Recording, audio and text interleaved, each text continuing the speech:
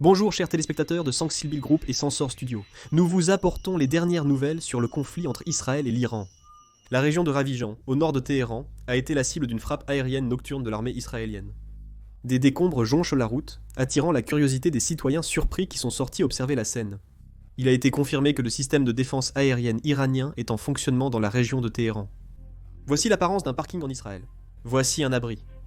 Comme la guerre devrait se prolonger, beaucoup de gens ont commencé à installer des tentes et à passer la nuit ici, au lieu d'entrer et de sortir de l'abri à plusieurs reprises. Des fournitures militaires des États-Unis sont arrivées pour soutenir l'armée israélienne.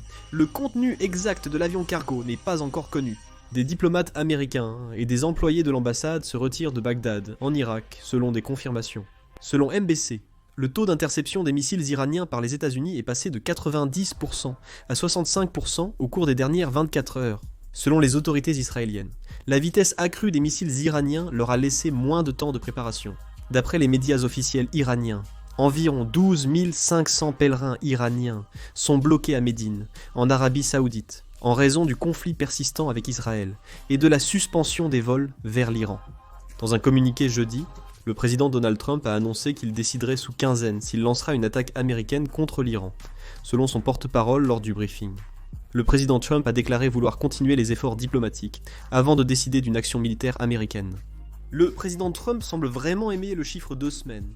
Il y a environ 3 semaines, le président Trump a également déclaré qu'il donnerait 2 semaines à la Russie pour mettre fin à la guerre en Ukraine, sinon il imposerait de nouvelles sanctions économiques. Il y a 1 semaine, il a annoncé qu'il informerait ses partenaires commerciaux des nouveaux droits de douane par lettre d'ici 2 semaines. Cependant, parmi toutes ces annonces de délai de 2 semaines, très peu ont été respectées. La Maison-Blanche a déclaré jeudi que malgré le fait que le président Donald Trump envisageait une implication américaine dans un conflit Israël-Iran, les États-Unis maintenaient des contacts avec l'Iran.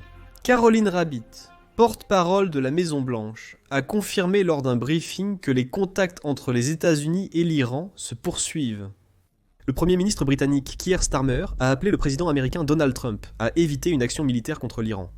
Le Premier ministre a déclaré qu'il y avait un risque d'escalade du conflit et a exhorté à rechercher une solution diplomatique.